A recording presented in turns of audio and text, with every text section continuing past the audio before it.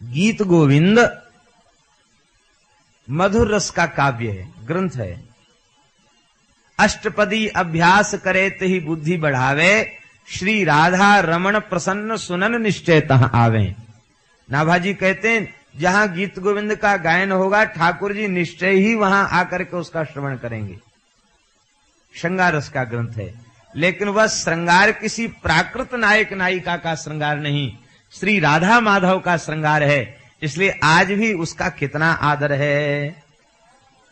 भगवान श्रवण करने आते हैं।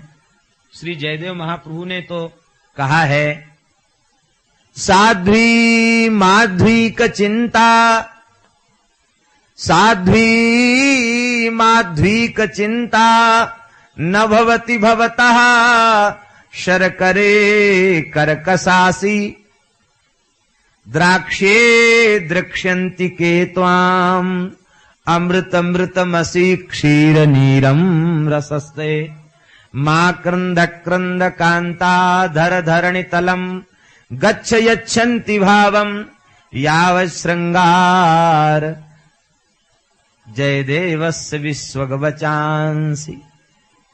जब तक जयदेव का श्रृंगार प्रधान गीत गोविंद इस पृथ्वी पर उपस्थित है, विद्यमान है, तो कहते अरे साध्वी माध्वीक, अरे माध्वीक फल अब तुझे चिंता नहीं करनी चाहिए, तुझे कोई खाएगा नहीं।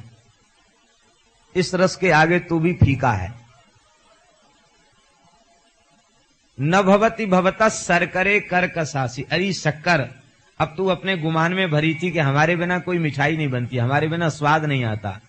इस युगल रस के आगे अरी शक्कर तू तो बजर फुट बन गई है, रेत बन गई है। सरकरे कर्कशासी, तू कर्कशा हो चुकी है। द्राक्षे दृक्षंत के त्वाम, अरी दाख अब तुझे कौन देखने वाला है, तेरी ओर तो कोई नजर ही नहीं करेगा। कहां तक कहें, ये तो सामान्य धरती के पदार्थ हैं। अमृत मृतमसी, अरे स्वर्ग के अमृत, इस युगल रस के आगे तू भी मर गया। नाम तेरा अमृत है, लेकिन इस रस के आगे तेरी भी मृत्यु हो गई। अमृत मृतमसी क्षीर नीरम रसस्ते, अरे क्षीर तेरा रस भी इस समय नीर बन चुका है इस रस के आगे। यावत श्रृंगार सारस्वत मिह जयदेवस्य विश्वगवचांसि, जब तक मा क्रंद क्रंद कांता धर धरणि तलम, अरे विषयी पुरुषों का सर्वस्व अधरा सब, तू क्यों करुण क्रंदन कर रहा है। इस रस के सामने विषय के रस की चर्चा नहीं है। तू तो इस धरती को फोड़ के पाताल में चला जा, यहां रहने की अब जरूरत नहीं है। युगल रस प्रकट हो गया, अब तेरी यहां क्या जरूरत बची है। जा, चला जा पाताल को, जब तक यह दिव्य रस इस पृथ्वी पर विराजमान। तो कहने का तात्पर्य यह है कि देखो, श्रृंगार का कम वर्णन अन्य कवियों ने नहीं किया, लेकिन उस रस का संबंध प्राकृत जगत से हो गया, प्राकृत स्त्री पुरुषों से हो गया, तो उस रस की कोई चर्चा नहीं है। जहां कहीं चर्चा है तो वो केवल काव्य और ग्रंथ के रूप में सुरक्षित है, आदर नहीं है उनका, श्रद्धावनत होकर उनका पाठ नहीं करते। और ये जो रसिकों की वाणी है, उनको हृदय का हार बना करके, आभूषण बना करके रसिक जन गायन करते हैं, ठाकुर जी के सामने समाज करते हैं, उत्सव करते हैं, गायन करते हैं, उसमें ठाकुर जी का यश है। इसलिए और फिर कोई निष्काम कर्म का अनुष्ठान करने वाला, जो निष्काम ज्ञान मोक्ष की प्राप्ति का साक्षात उपायभूत साधन है, उसमें भी यदि भगवत प्रेम का पुट न हो तो वह भी सुशोभित नहीं हो सकता। फिर कर्म तो अपने में ही दोषपूर्ण है। जब तक उसे भगवान को समर्पित न किया जाए तब तक कर्म के दोष की निवृत्ति हो नहीं सकती। जब ज्ञान की शोभा भक्ति से रहित होने पर नहीं है तो कर्म की शोभा भक्ति से रहित होने पर कैसे संभव है। इसलिए हे व्यास जी महाराज, आप भागवत धर्म का वर्णन करें। भागवत धर्म की क्या महिमा है। बहुत सुंदर बात श्री नारद जी कह रहे हैं, ध्यान पूर्वक श्रवण करें। त्यक्त्वा स्वधर्मम चरणाम्बुजम् हरेः भजन्न पक्वोऽथ पतेत् ततो यदि यत्र क्व वा भद्रमभूदमुष्य किम् को वार्थ आप्तो भजताम् स्वधर्मता। हे व्यास जी, कोई जीव अनन्य निष्ठा पूर्वक भगवान के भजन में लग गया। अनन्य निष्ठा पूर्वक कोई जीव भगवान के भजन में लग गया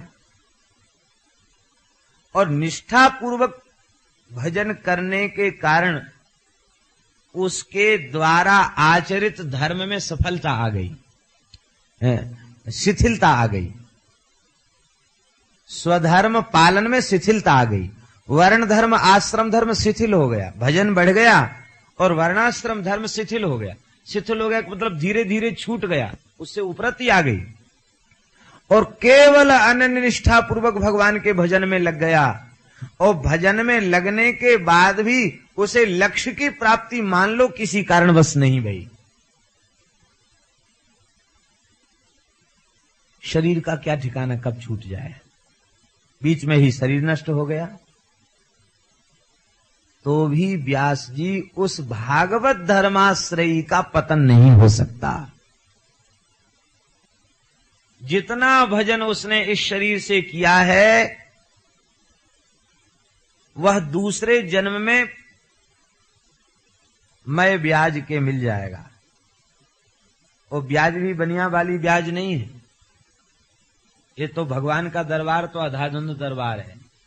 दुनिया में ऐसा कोई ब्याज देने वाला नहीं। दिन दिन बढ़त सब आयो, रोज 1.25 गुना कोई दे सकता है, लेकिन खर्चे न खूटे चोर नहीं लूटे, दिन दिन बढ़त सब आयो।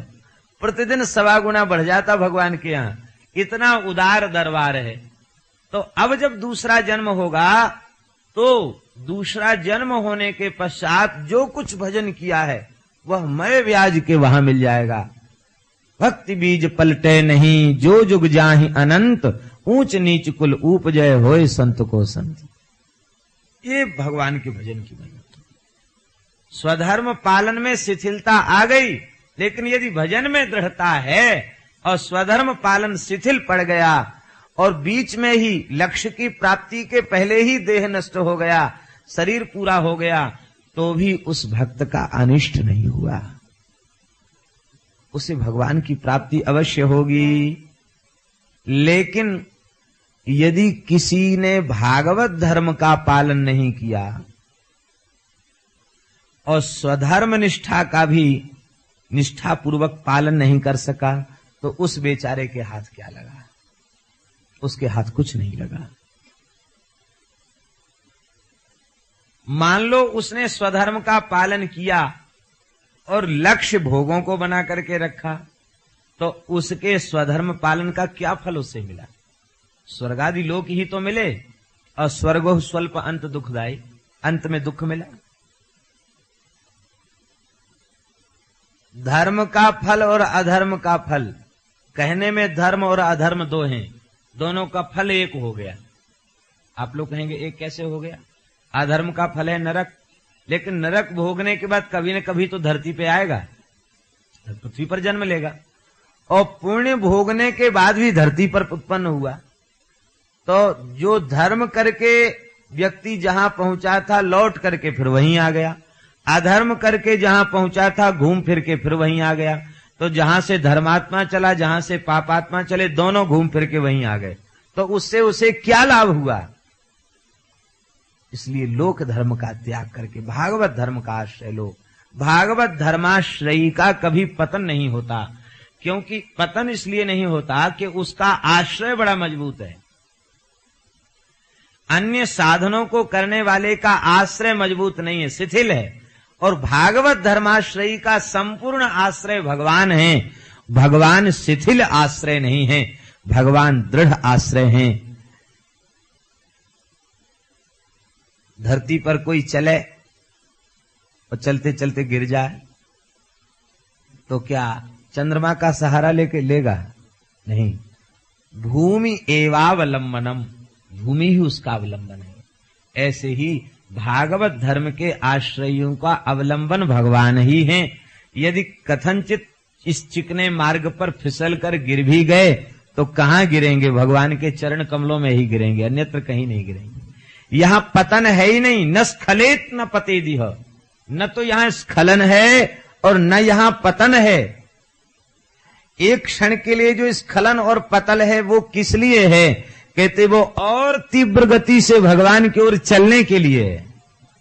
वो पतन के लिए पतन नहीं, स्खलन के लिए स्खलन नहीं है, और तीव्र निष्ठा से भगवान के चरणों में पहुंचने के लिए वो लीला घटी है। भागवत जी में भरत जी का चरित्र है। भजन किया भरत स्वरूप से और इसके बाद वे मृग हो गए तो भी भजन बंद नहीं हुआ। मृग शरीर से भी भजन किया और तीसरा जन्म जड़ भरत जी के रूप से हो गया तो उस शरीर से भी निरंतर भजन किया। तो अब बताओ, भले ही 3 जन्म हो गए, बंधन कहां रहा? जब निरंतर भगवान का चिंतन हो रहा है तो बंधन है कहां?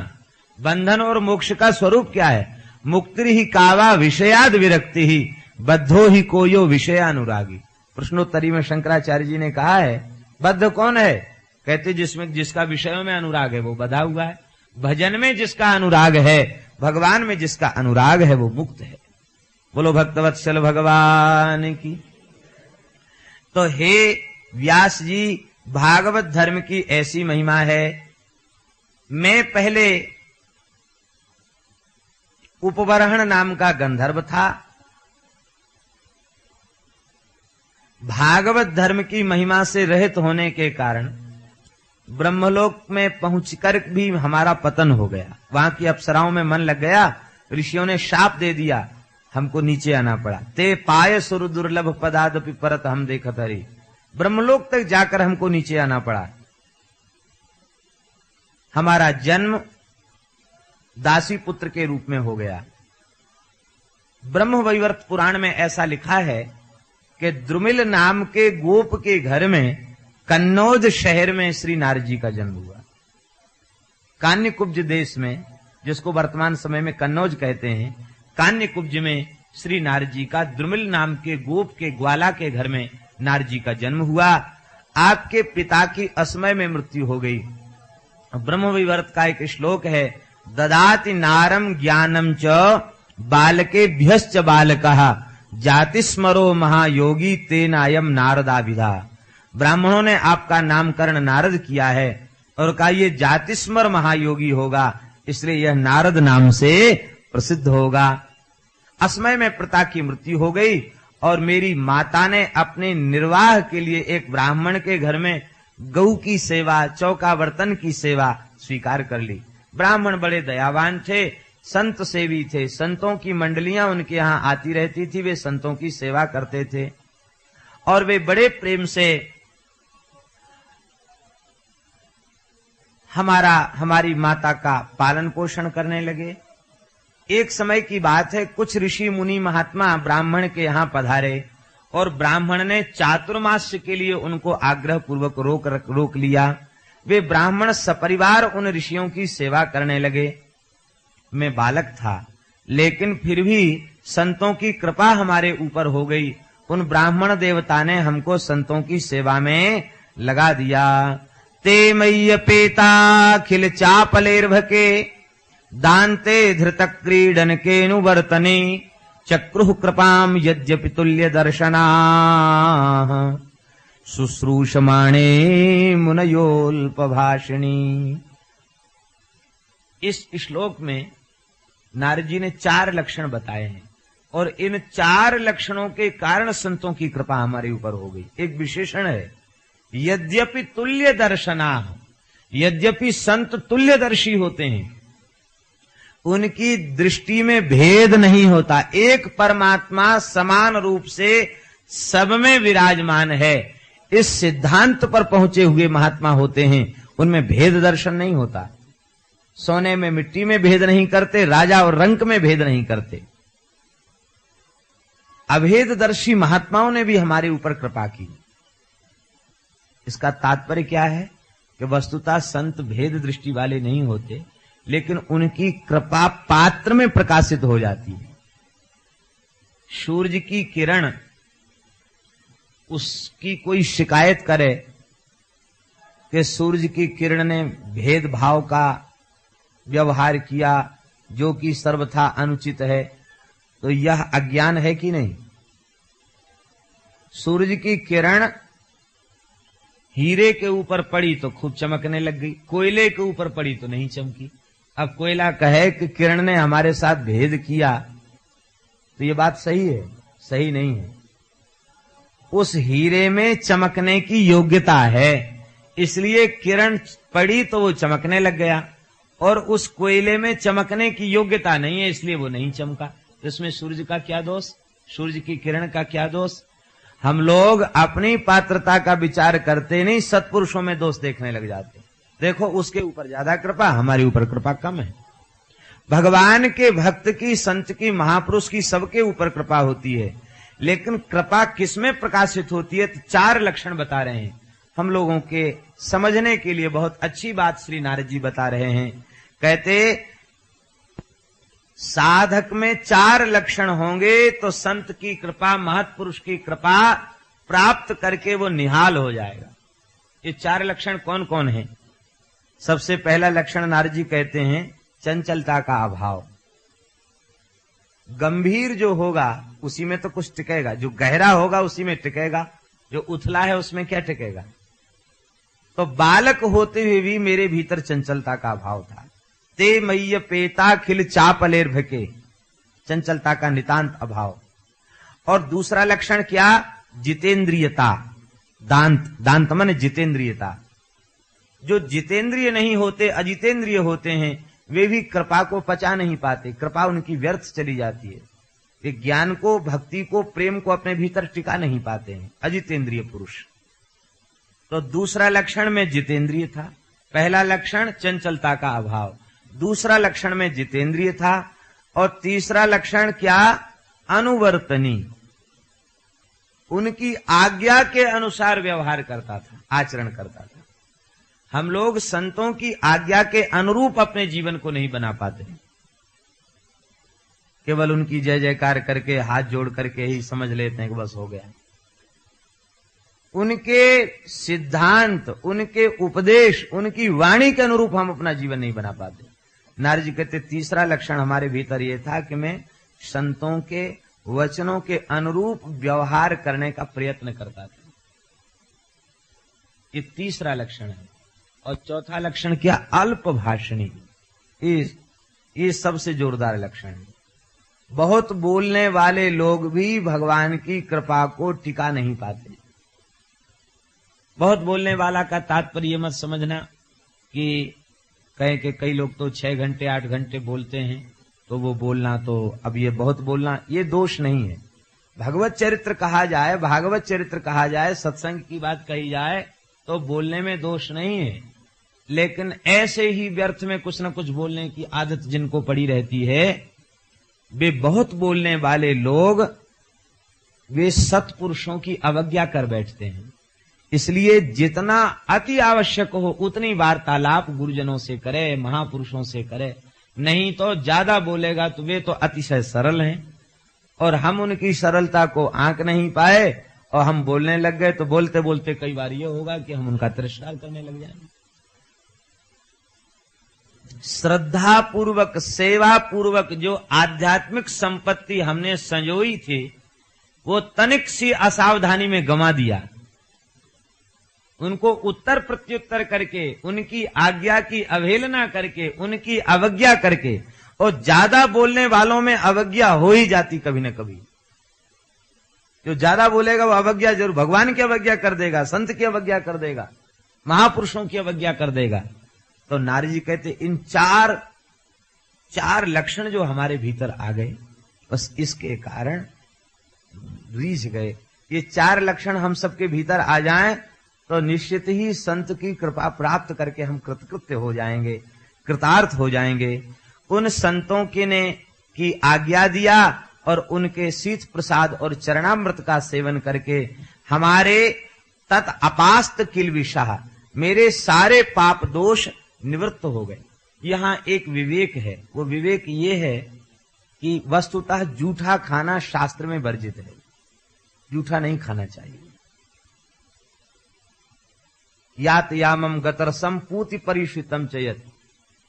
उच्छिष्टम, उच्छिष्ट का निषेध है, जूठा नहीं खाना चाहिए, शास्त्र में निषेध है जूठा खाने का।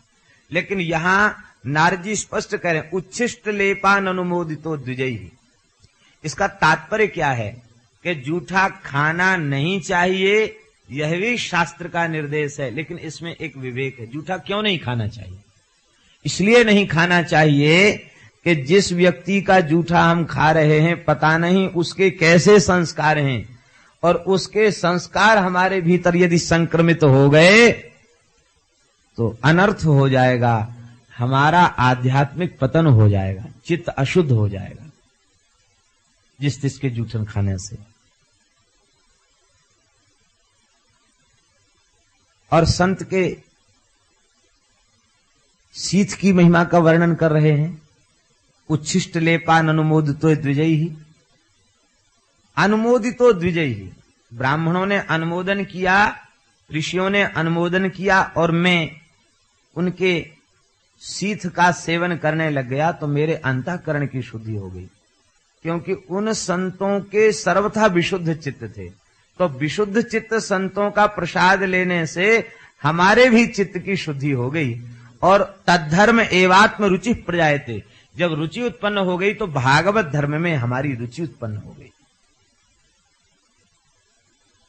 अब जब रुचि उत्पन्न हो गई तो मैं भगवान के नामों को गा करके रुदन करने लग जाता। जब भगवान की कथा होती तो हम प्रेम में डूब करके कथा सुनने लग जाते।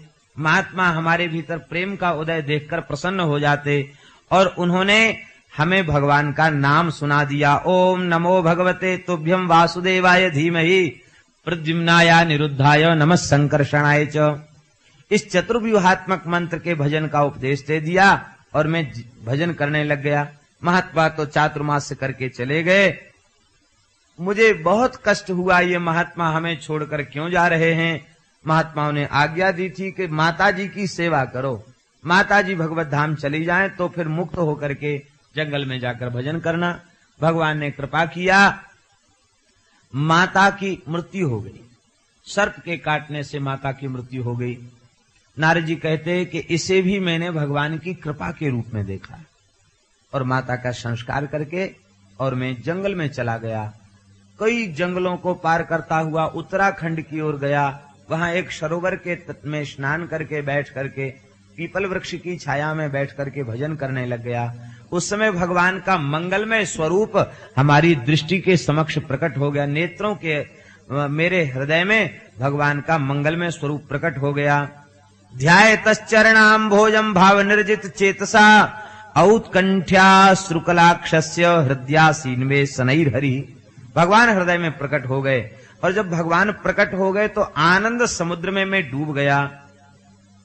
इतने आनंद में डूब गया कि मैं उस आनंद का वर्णन नहीं कर सकता हूं। इसी बीच भगवान अंतर्धान हो गए। बहुत व्याकुलता बढ़ी, मैं रुदन करने लग गया। आकाशवाणी हुई, हंतास्मिन् जन्मनि भवान मामाम दृष्टुमिहार्हति अविपक्व कषायाणाम दुर्दर्शोहम कुयोगिनाम।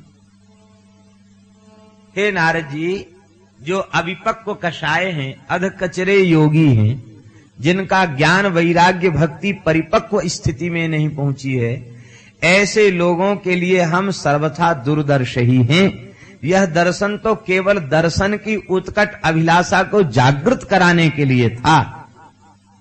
अब तुम प्रेम से भजन करो, अगले कल्प में ब्रह्मा जी की गोद से तुम्हारा आविर्भाव होगा और तुम मेरे नित्य पार्षद माने जाओगे। तो देखो व्यास जी, अब हम ब्रह्मपुत्र नारद हो गए और भगवान ने कृपा करके हमको वीणा दे दी। देवदत्ता मिमाम वीणाम, किसी कारीगर की बनाई वीणा नहीं है, साक्षात नारायण भगवान ने अपनी लक्ष्मी जी जिस वीणा को बजाती हैं वो वीणा हमें दे दी। और ये वीणा को जब मैं बजाता हूं, देवदत्ता मिमाम वीणाम स्वर ब्रह्म विभूषिताम मूर्छयित्वा हरि कथाम गायमानश्चराम्यहम्। बड़े प्रेम से वीणा को बजाता हूं और भगवत चरित्र गायन करते हुए प्रेम से विचरण करता रहता हूं। बोलो भक्तवत्सल भगवान की। तो देखो भागवत धर्म की महिमा, कहां तो गंधर्व राज होकर के दासी पुत्र बना और फिर भागवतों का आश्रय लेकर, भागवत धर्म का आश्रय लेकर ब्रह्मपुत्र हो गया।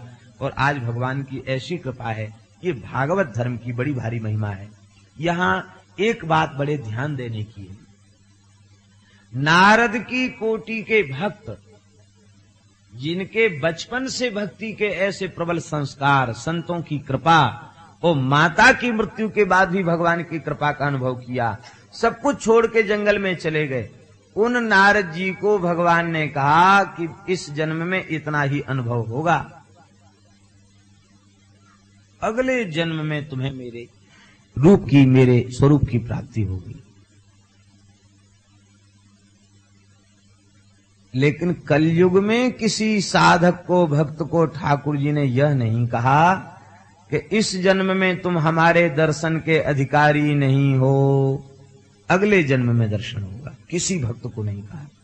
इसका तात्पर्य है सतयुग त्रेता, ये सतयुग के भक्त हैं नारद जी। सतयुग में नारद जी जैसे भक्त को भगवान ने कहा कि अभी एक जन्म तक और प्रतीक्षा करनी पड़ेगी।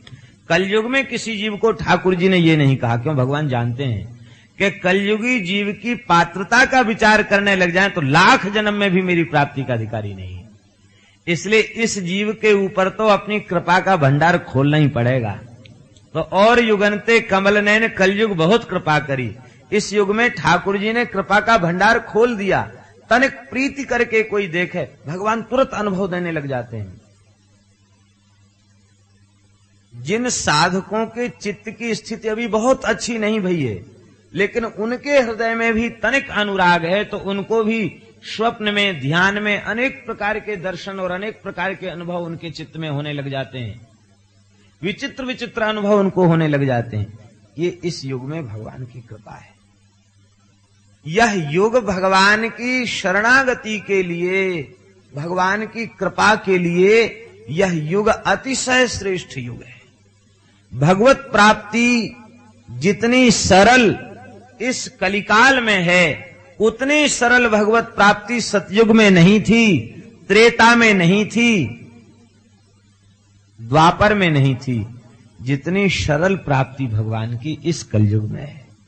ये कलयुग की विशेष महिमा है, ये कलयुग की विशिष्ट महिमा है। कलयुग में भगवान की प्राप्ति अतिशय सरल है। श्री वृंदावन बिहारी लाल की। इसलिए हृदय से संकल्प करके भगवान की प्राप्ति की कामना हृदय में प्रकट कर लेनी चाहिए।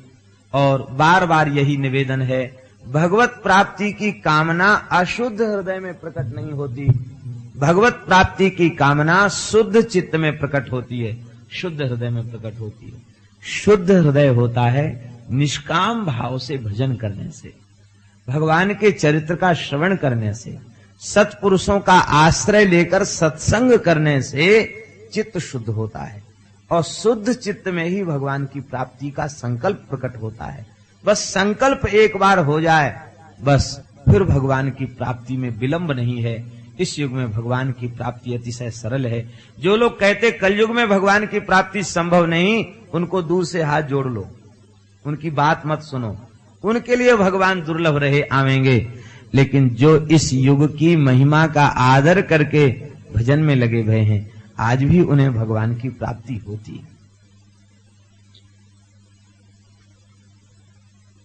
कई ऐसे संत भक्त हुए जिनको भगवान की प्राप्ति हो गई इस युग में। नामदेव जी को 56 बार भगवत साक्षात्कार मिला इस कलयुग में, 56 बार। नरसिंह जी को 52 बार भगवत साक्षात्कार मिला। ये युग की विशेषता है। मीरा जी को कितनी बार साक्षात्कार मिला, ये युग की विशेषता है। इसलिए भगवान की प्राप्ति के पथ में दृढ़ होकर के भगवान के भजन में लगना चाहिए। यह बात सुनकर के व्यास जी अतिशय प्रसन्न हुए और प्रसन्न होकर के व्यास जी ने सरस्वती में अवगाहन किया, ध्यान में भागवत का साक्षात्कार किया और जो शब्दावली उनके विशुद्ध अंतःकरण में प्रकट भई उसको श्रीमद् भागवत महापुराण के रूप में उन्होंने लिपिबद्ध कर लिया। भगवान व्यास इस ग्रंथ के स्मर्ता हैं, क्योंकि भागवत नित्य पुराण है, सनातन पुराण है। भगवान का शब्दमय स्वरूप है। और इस भागवत को उन्होंने परमहंस चक्र चूड़ामणि श्री सुखदेव जी को इन्होंने पढ़ाया, क्योंकि भगवान के गुण ही ऐसे हैं। आत्मा रामाश्च मुनयः निर्ग्रंथा अप्यरुक्रमे कुर्वन्त्यहैतुकीं भक्तिं इत्थं भूत गुणो हरिः। आत्मा में रमण करने वाले महात्मा, जिनकी संदेह की ग्रंथि छिन्न भिन्न हो चुकी है, वे भगवान के भक्त भी अहेतु की भक्ति करते हैं, निष्काम प्रेम करते हैं। क्यों? इत्थम भूत गुणो हरि, भगवान के गुण ही ऐसे हैं। भगवान के गुण अपनी ओर जीव को सहज आकृष्ट कर लेते हैं। कथा की समाप्ति यही होती है। करीब 7:15 बज रहा है और अब आगे का जो प्रसंग है उसकी हम कल चर्चा करेंगे। कल पूर्वाह्नकालीन बैठक में श्री कुंती की स्तुति, भीष्म पितामह की स्तुति और बहुत सुंदर सुंदर प्रकरण, सुखदेव जी का आगमन आदि प्रसंगों की यथामति यथा समय चर्चा की जाएगी।